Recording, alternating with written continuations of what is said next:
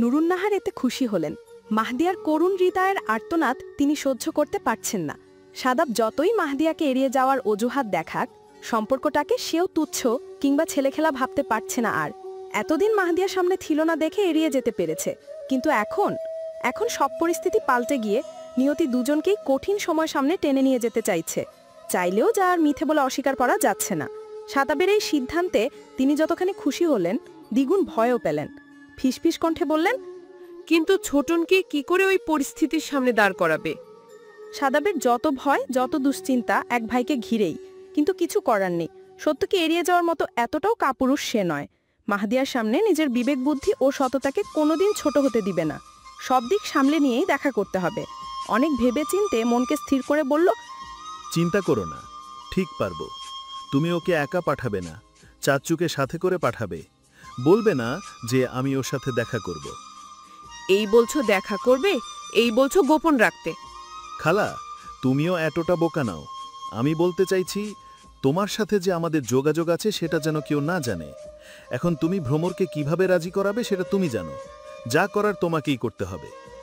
এখন রাখছি, সময় মতো পাঠাবে, কিন্তু না পাঠালে আমি কিন্তু অন্য অপশন দেখতে বাধ্য হব। নুরুন্নাহার শব্দ করে হেসে ফেললেন। ফোন রেখে মামায়ের কথোপকথনের সামনে গিয়ে হাজির হলেন। শায়লা সুলতানা মেয়ের মুখ থেকে এমন কথা শোনার জন্য প্রস্তুত ছিলেন না মোটেও।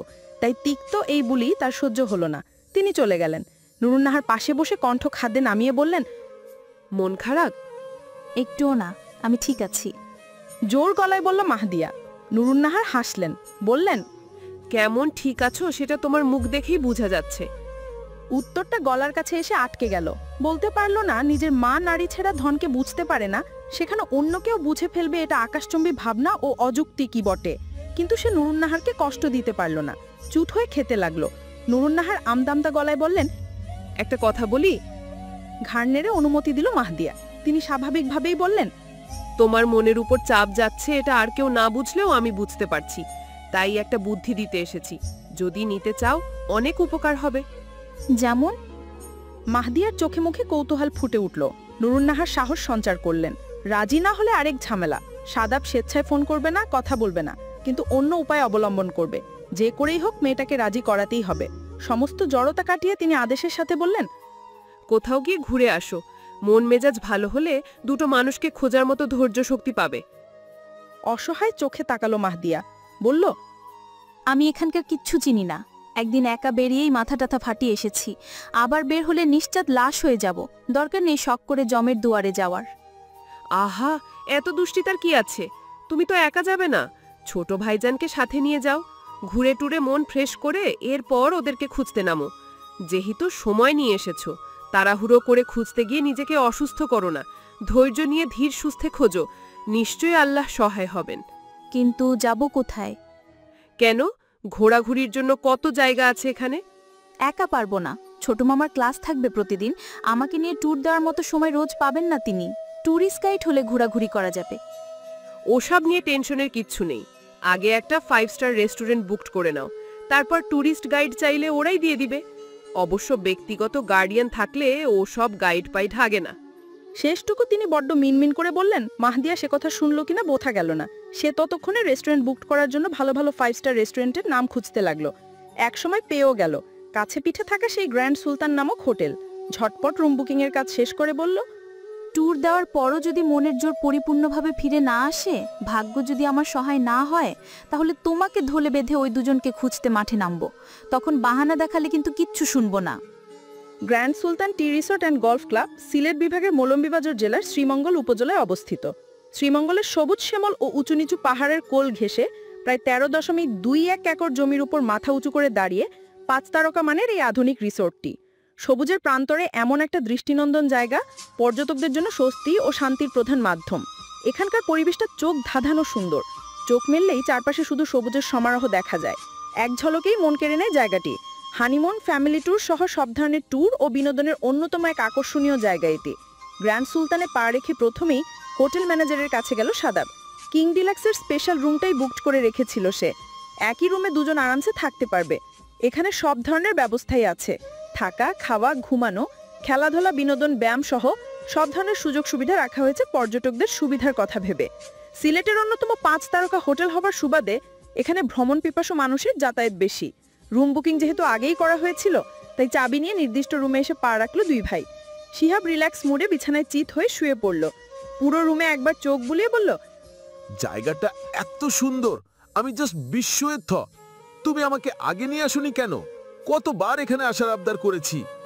বিশ্রাম নিতে সাদা বিন ব্যাগের উপর বসে রুমের এয়ার কন্ডিশন সিস্টেম চেক করে এখানকার চির অসহ্যকর কাহিনী ও দৃশ্য নিজে ভুলতে ও ভাইকে ভুলিয়ে দিতে বলল, আগের কথা ছাড়ো, এখন তো নিয়ে এসেছি। তুমি কি বিশ্রাম নিবে নাকি আগে ঘুরতে যাবে কোথাও? বারবার ঘড়ি দেখছে সাদাব। নুরুন নাহার জানিয়েছেন মাহাদিয়া ও হায়দার সাহেব রওনা দিয়েছেন, যে কোনো মুহূর্তে চলে আসবেন। রিসেপশনে বলে না রাখলে দেখা করা কিংবা কথা বলাটা মুশকিল হয়ে যাবে। ভাইকে একটু একা বসিয়ে রাখতে পারলে ভালো হতো, কিন্তু ছেলেটা কি বসবে? যা উড়ন্ত মন, কখন যে তাকে না পেয়ে ছুটে দেয় কে জানে। এজন্যই নিশ্চিত হতে প্রশ্ন করা। শিহাব অবশ্য সাদাবের মতিগতি বুঝতে পারছে না। সে উদার চিত্তে জবাব দিল, কাছে পিঠে কোথাও যাওয়া যায়। দুপুর হয়ে গেছে যেহেতু, আগে লাঞ্চ সেরে নি, তারপর যাব। পেটে অসহ্য খিদে টের পাচ্ছি, তুমি পাচ্ছ না? বুদ্ধির অভাব নেই। এখনো যে দুপুরের খাওয়া হয়নি সেটা দিব্যি মনে আছে।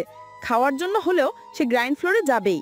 কিছুটা অস্বস্তিকর পরিস্থিতিতে পড়ল সাদাব, তবে ভাইকে তা বুঝতে দিল না। হাসি মুছে বলল, ওকে, আমি রিসেপশনে আছি। তুমি ঝটপট ফ্রেশ হয়ে চলে আসো, রুম লক করে আসবে। খাওয়ার পর আমরা ঘুরতে বের হব। দ্রুত পায়ে নিচে আসলো সাদাব। প্রথমে খাবার অর্ডার দিল, তারপর ম্যানেজারকে হাতে রাখতে গেল। কে কখন আসে, কোন রুম বুকিং করে, এসব এখানকার গোপনীয় খবর। এসব জানতে মাত্রই যে খবর পেয়ে যাবে সেটা হাস্যকর ব্যাপার বই, বাড়তি কিছু নয়। তবুও এক বইয়ের মতে সেটা জানবার আগ্রহ দেখালো। যখন মাহাদিয়া আজাদ নামক ট্যুরিস্টের আগমন সম্পর্কে জানতে চাইল, তখন তাকে কিছু বলা হলো না। উল্টে ম্যানেজার সহ বাকি দুজন স্টাফ তার দিকে রহস্যময় দৃষ্টি দিয়ে তাকালো। এদের তাকানোর ধরন দেখেই সাদাব মুখ লুকিয়ে হাসলো। সবাই তাকে চোর ডাকাত ভেবে বসেছে। সে নিজের পার্সোনাল কার্ড বের করে দেখালো, বলল, Ahmad Shadab, skin specialist surgeon. এখানকার একটা ডায়াগনস্টিক সেন্টারে সপ্তাহে একবার আসা হয় আমার। আপনারা চাইলে হসপিটালে খোঁজ নিয়ে দেখতে পারেন। মাহাদিয়া আজাদ আমার স্ত্রী। আমি ওকে একটা সারপ্রাইজ দিতে চেয়েছিলাম আজ রাতে, তাই ওর রুম নম্বরটা জানতে চাওয়া। যদি অসুবিধা হয় দরকার নেই, খাবারটা একটু দ্রুত সার্ভ করতে বলবেন, বাইরে যেতে হবে। মিসবাহুদ্দিন সেটা বিশ্বাস করতে পারলেন না বোধহয়। শিওর হতে জানতে চাইলে, উনি যে আপনার স্ত্রী সেটা আমরা বিশ্বাস করব কিভাবে? এখন কি তার প্রমাণ দিতে ম্যারেজ সার্টিফিকেট সাথে নিয়ে ঘুরব? আশ্চর্য।